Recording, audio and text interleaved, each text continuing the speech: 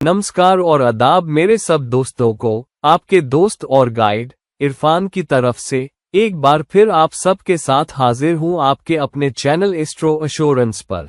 कभी कभी हमारी जिंदगी के फैसले हम खुद लेते हैं, कभी हालात या फिर हमारे तजुर्बे हमें वो फैसले लेने में मदद करते हैं। कभी कभी हमारे आसपास दूसरे लोग होते हैं, जैसे माँ बाप, दोस्त, सहकर्मी या फिर हमारा जीवन साथी, जो हमें वो फैसले लेने में, वो चुनाव करने में मदद करते हैं।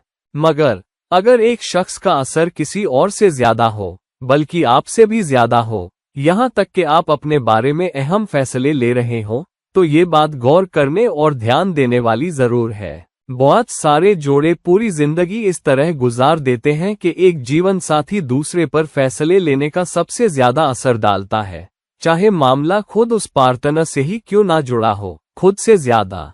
तो कभी कभी बीवी अपने शौहर पर बहुत असर डालती है और कभी इसका उल्टा भी होता है। अब जहां जीवन साथी का पार्टनर पर इतना असर हो, वो शादी बुरी नहीं होती, बल्कि मैं इसे एक अच्छी शादी कहता हूँ। मगर जब ये असर हद से गुजर जाए और कंट्रोल बन जाए, तब मुश्किल खड़ी होती है। तो जीवन साथी का आप पर कितना कंट्रोल है, ये जानना हर शख्स के लिए जरूरी है कि जिंदगी के जो फैसले वो ले रहा है या समझो के लिए जा रहे हैं, क्या वो खुद ले रहा है या फिर जीवन साथी के सख्त कंट्रोल की वजह से, उसकी फितरत की वजह से उन फैसलों की तरफ धकेला जा रहा है। क्योंकि ये जिंदगी जो आपकी है, ये वो जिंदगी है जहां आप अपना कर्म भी भोग रहे हो और बहुत सारे चुनाव आपको खुद करने के लिए दिए गए हैं। जिंदगी का सिर्फ एक हिस्सा या एक शख्स आपकी जिंदगी पर इतना जोर डाले कि वो फैसले ले और फिर उस कर्म का हिसाब आपको देना पड़े, ये बिल्कुल इंसाफ नहीं। अब ग्रहों की वो सूरत हाल जो जीवन साथी का कंट्रोल दिखाती है, वो भी आपके कर्म का ही हिस्सा है। मगर इसका मतलब ये नहीं कि आपकी पूरी जिंदगी बस यही है, क्योंकि जीवन साथी आपकी जिंदगी का सिर्फ एक हिस्सा है, पूरी जिंदगी नहीं। और इसलिए हमारे लिए ये जानना बेहद जरूरी है कि क्या हम पूरी तरह जीवन साथी के कंट्रोल में हैं, और क्या हम वो जिंदगी जी रहे हैं जो जीवन साथी ने डायरेक्ट की है, या फिर कम से कम हमारे सबसे अहम फैसले, चाहे हमारी सहमति ना भी हो, वो जीवन साथी के कंट्रोल या उसके असर की वजह से लिए जा रहे हैं। अगर आपको ये पता होगा, तो आप ये भी जान पाओगे कि इसे कैसे हैंडल करें और फिर भी रिश्ते को खराब ना होने दें।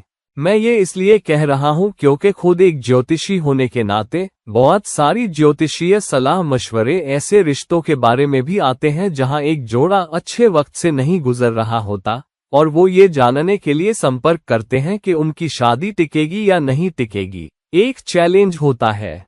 कभी कभी एक पार्टनर फोन करके पूछता है, क्या मैं इस शख्स को तलाक दे दूं? क्या मैं, आप जानते हैं, इस व्यक्ति को छोड़ दूं और किसी और रिश्ते में चला जाऊं? क्या मेरी दूसरी शादी अच्छी होगी? तो वो ये चुनाव करने की कोशिश कर रहे होते हैं कि अगर दूसरा रिश्ता मेरे लिए बहुत बढ़िया है, बहुत अच्छा है, तो मैं इस पहले वाले में क्यों पड़ा रहूं? तो वो ऐसे सब तरह के सवाल भी आते हैं। तो हम कैसे जाने कि जीवन साथी का ये असर कब असर की हद से निकलकर कंट्रोल बन जाता है? और ये है वो ग्रहों की सूरत हाल जो हमें मिली हुई है।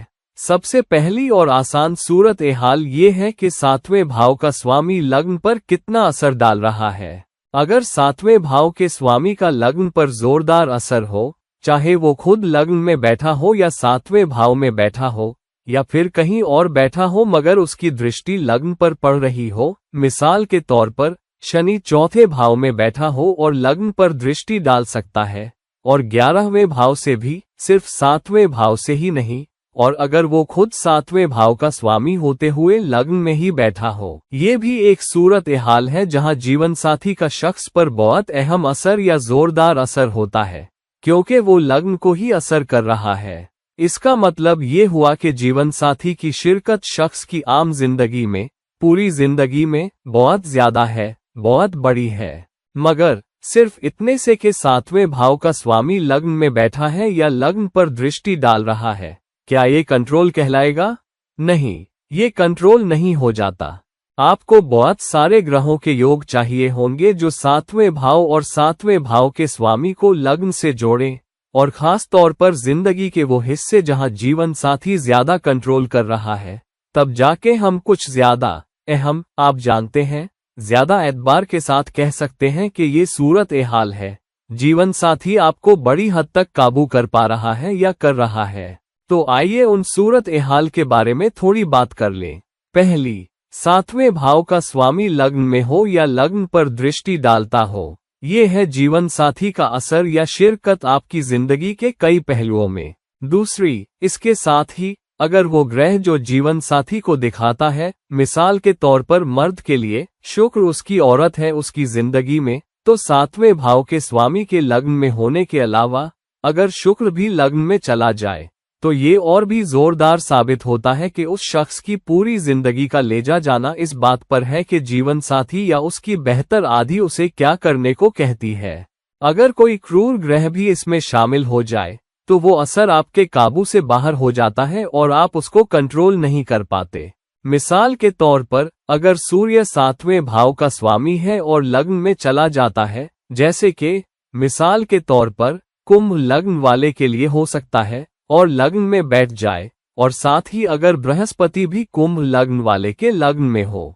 अब कुंभ राशि में लग्न में बृहस्पति बहुत अच्छी सूरत ए हाल नहीं मानी जाती, तो यहाँ 7वें भाव का स्वामी भी लग्न में है, बृहस्पति भी लग्न में है, और अगर बुध भी लग्न में आ जाए तो ये हो सकता है कि जीवन साथी का औरत पर बहुत जोरदार असर हो, और मैं यहाँ औरत की कुंडली की बात कर रहा हूँ, और जीवन साथी का उस औरत पर बहुत जोरदार असर है, और वो बहुत शिकायती है, हर चीज का तजुर्बा करने वाला, बहस करने वाला, और शायद उसका अहम भी बहुत बुलंद है, और दोनों में बहुत सारी व्यक्तित्व की टकराव भी होती है।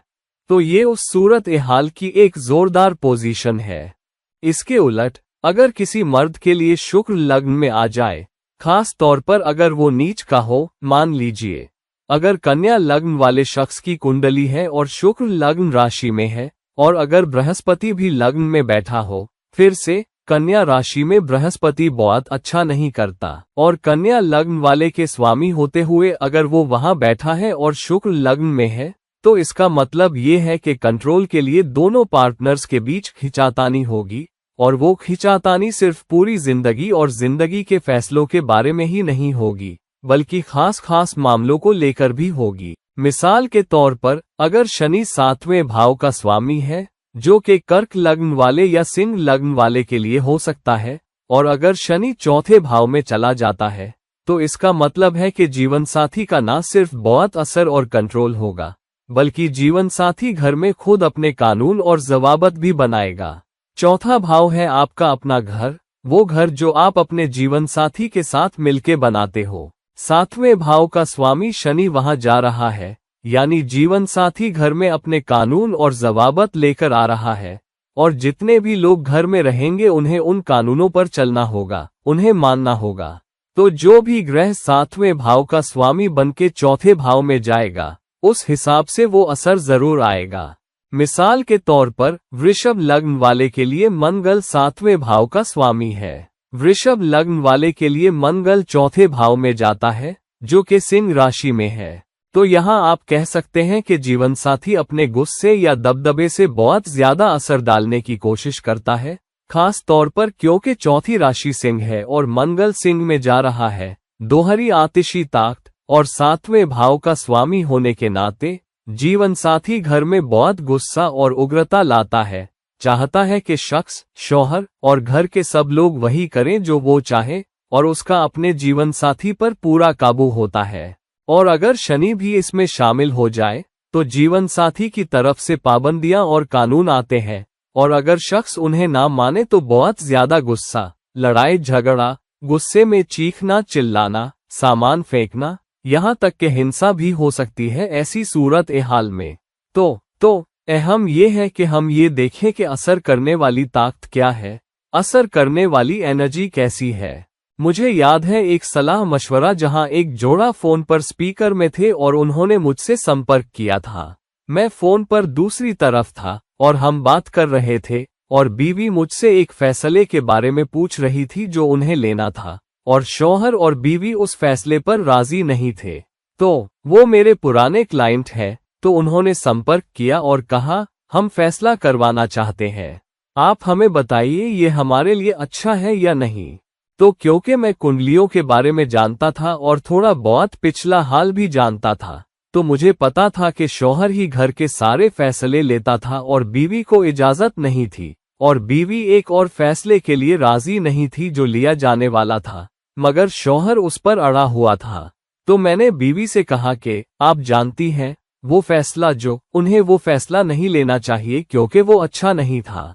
और फिर मैं शौहर का रिएक्शन देख रहा था और शौहर ने कहा, मगर क्यों नहीं, क्या मुझे ये नहीं करना चाहिए?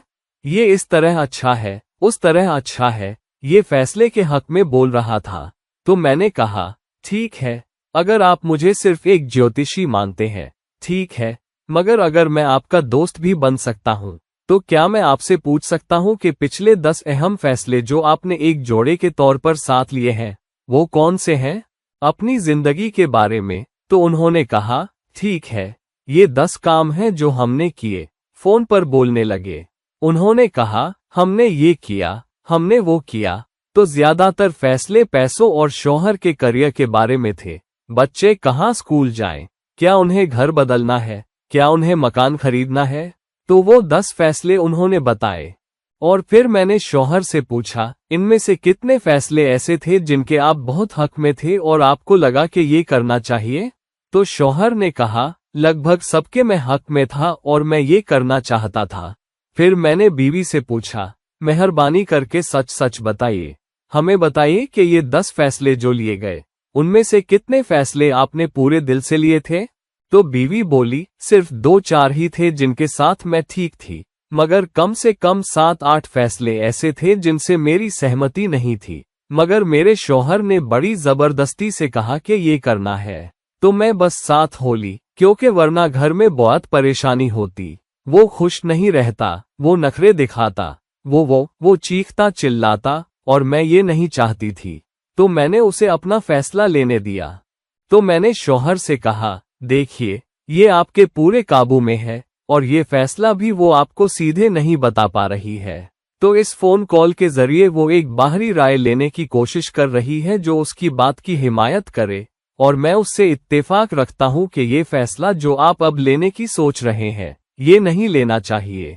तो शौहर ने कुछ पल सोचा और बोला, ठीक है, आज के बाद मैं उस पर कोई फैसला जबरदस्ती नहीं करूंगा, मगर ये वाला फैसला मुझे लेने दीजिए।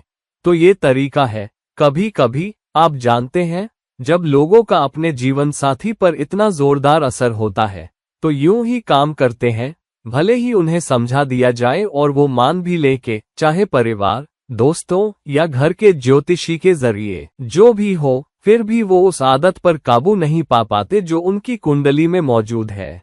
अब एक बात तो पक्की है कि ऐसी सूरत हाल कुंडली में क्यों बनती है। इसकी 3-4 वजहें हैं।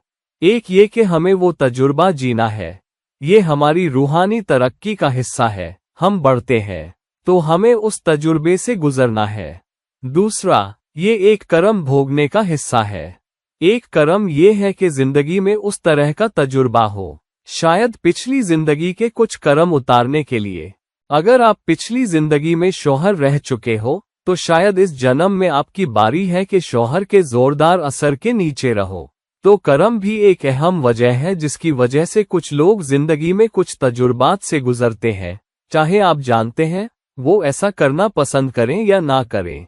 कुछ और सूरत हाल भी हैं जो बहुत अहम है, जिनकी बिना पर हम ये भी देख सकते हैं कि असर कैसा है, कंट्रोल कैसा है। मिसाल के तौर पर, अगर 7वें और 10वें भाव के स्वामी आपस में ऊर्जा बांटें या भावों की अदला बदली करें, तो ये दिखाता है कि आपके करियर के मामले में जीवन साथी की शिरकत बहुत ज्यादा हो सकती है। इसका ये भी मतलब हो सकता है कि आपको अपना जीवन साथी काम की जगह मिला, या फिर आप एक ही जगह काम करते थे और आप साथ आए, और इसीलिए 7वां और 10वां भाव ऊर्जा बांट रहे हैं। मगर अगर वो आपस में भाव बदल लें, तो ये और भी जोरदार हो जाता है कि करियर के मामले में जीवन साथी की और भी ज्यादा राय होती है, कौन सी नौकरी लेनी है, कौन सी नौकरी नहीं लेनी है। हो सकता है कि बीवी या शौहर उस शख्स को सलाह भी देते हो कि काम पर साथियों से कैसे पेश आना है, बॉस से कैसे बात करनी है, और वो उस शख्स के लिए एक सलाहकार भी बन जाते हैं। हालांकि अगर इसमें कोई क्रूर ग्रह शामिल हो जाए, खास तौर पर अगर शनि या मंगल या सूर्य इसमें शामिल हो जाए, या तो वहां बैठ के या उस पर दृष्टि डाल के, तो जीवन साथी का उस शख्स पर और भी सख्त कंट्रोल हो जाता है। ये और भी पुख्ता हो जाता है जब नक्षत्र भी अपना रोल अदा कर रहा हो। कभी कभी ज्येष्ठा या आर्द्रा जैसे नक्षत्र ये तबीयत देंगे, और मघा नक्षत्र भी, क्योंकि ये तख्त और लीडरशिप से जुड़ा है, जहां शख्स अपने जीवन साथी पर जोर डालेगा और उसे फैसला लेने नहीं देगा, या जीवन साथी उस पर जोरदार असर डालेगा। तो ये तो होता ही है। ये भी संभावना है कि कभी कभी जिंदगी में एक दौर ऐसा हो जहां जीवन साथी शख्स पर ज्यादा हावी हो और बाद में हालात सुधर भी जाएं। ये दौर तब आता है जब किसी ग्रह की दशा चल रही हो जो 7वें भाव पर दृष्टि डालता है, ना कि उसमें बैठा हो। और अगर वो क्रूर ग्रह है तो उसकी दशा में मौका है कि शख्स पर जीवन साथी का ज्यादा कंट्रोल हो। मिसाल के तौर पर राहु या शनि की दशा जब 7वें भाव पर दृष्टि डाल रहे हो, तो वो वक्त हो सकता है जहां जीवन साथी का असर शख्स पर ज्यादा हो। जीवन साथी का शख्स पर असर तब भी देखा जाता है जब चौथा और 7वां भाव आपस में जुड़े हो, और जब 8वां भाव भी ऊर्जाओं के बंटवारे से इसमें शामिल हो जाए। मिसाल के तौर पर चौथे भाव का स्वामी 7वें भाव में बैठा हो और 8वें भाव का स्वामी भी वहां हो या उस पर दृष्टि डाल रहा हो, तो इसका मतलब ये भी हो सकता है कि जीवन साथी के जोरदार असर की वजह से जिंदगी में उथल पुथल भी आती है। ये और भी सख्त हो जाता है अगर सूर्य या मंगल 7वें भाव पर दृष्टि डाले। अगर सूर्य 7वें भाव में बैठा हो और मंगल उस पर दृष्टि डाले, तो फिर जीवन साथी आपकी सुनेगा ही नहीं, और जीवन साथी के कंट्रोल की वजह से शख्स के गलत फैसलों से उसकी जिंदगी में बेवजह की चुनौतियां, बेवजह की रुकावटें, बेवजह के मसले खड़े हो जाते हैं। कभी कभी जीवन साथी का असर अच्छा भी हो सकता है, भले ही वो कंट्रोल वाला हो।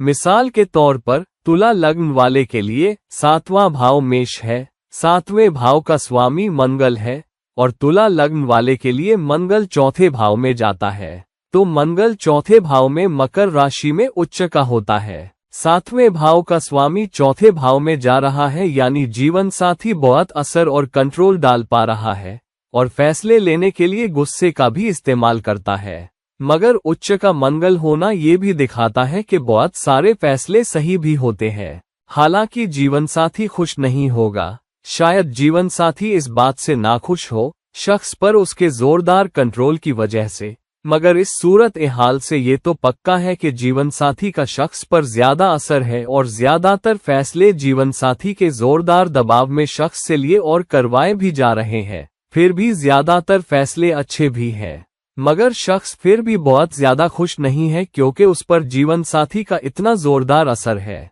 तो इन योगों को अच्छी तरह देखना पड़ता है।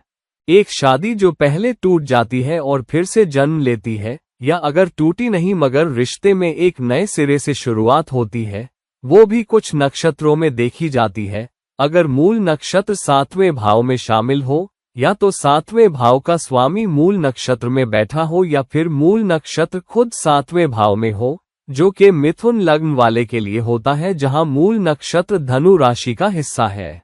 तो यहाँ अगर मूल नक्षत्र 7वें भाव में है और 7वें भाव में 2 क्रूर ग्रहों की सूरत हाल बनती है, तो ये भी देखा गया है कि शादी बहुत उथल पुथल से गुजरती है और रिश्ते का पुनर्जन्म होता है। या तो एक रिश्ता टूटता है और दूसरा बनता है, या फिर शख्स की जिंदगी में कोई बड़ा मसला आता है जिसकी वजह से रिश्ता लगभग खत्म होने की कगार पर आ जाता है, और फिर कोई बड़ा हादसा होता है और वो दोनों इस समझ पर आते हैं कि ये जीने का तरीका नहीं है, रिश्ते को संभालने का ये तरीका नहीं है, और वो रिश्ते को बेहतर ढंग से नए सिरे से शुरू करते हैं। ये किसी सदमे की वजह से हो सकता है जो जिंदगी में आता है, किसी अजीज की मौत, कोई बड़ा हादसा, किसी की सेहत खराब होना, ऐसी कई वजहें हैं। और फिर ऐसा होता है कि अगर किसी क्रूर ग्रह की दशा लग रही हो जो लग्न पर दृष्टि डाल रहा है, तो रिश्ते का नए सिरे से शुरू होना हो सकता है। मगर उसी दशा की वजह से एक क्रूर ग्रह की दशा जो शायद 7वें भाव का स्वामी हो, फिर जीवन साथी रिश्ते पर और ज्यादा कंट्रोल लेना शुरू कर देता है। अब पलड़ा पलट गया है और वो और ज्यादा कंट्रोल करने लगता है।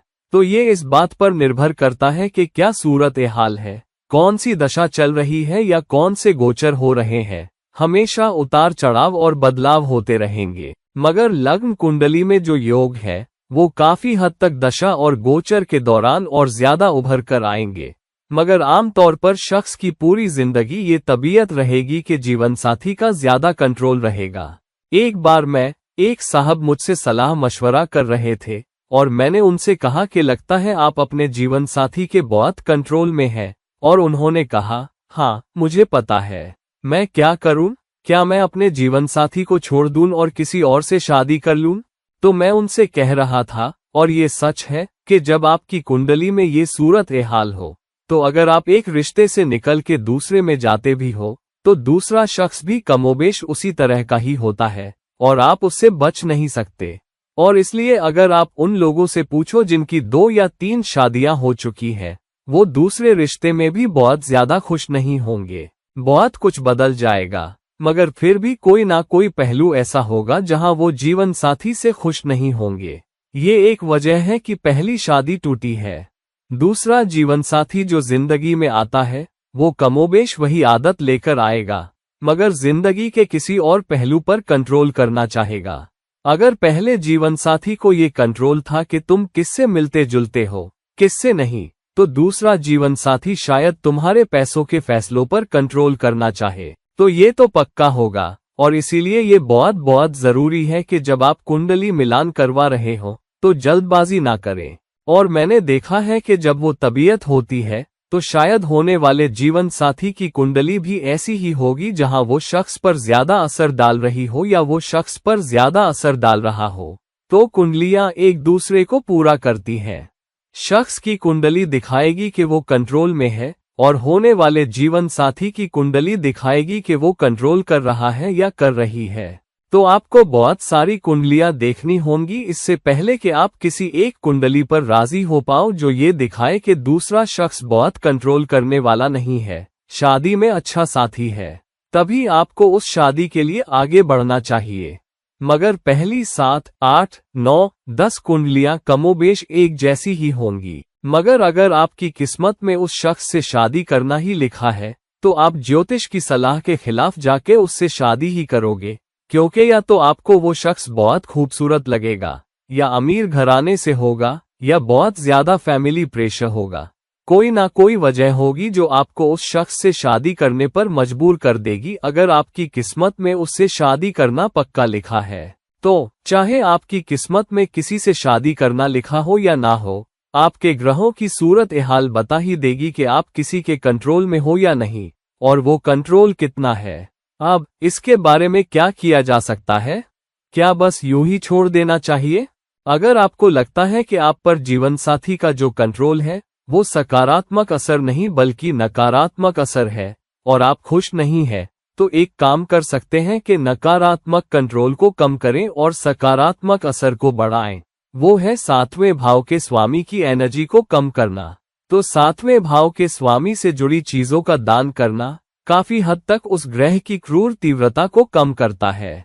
उस ग्रह का व्रत रखना और उसके मंत्रों का जाप करना जीवन साथी के सकारात्मक असर को बढ़ाता है। दूसरी बात, जीवन साथी के साथ अच्छा सुलूक करना।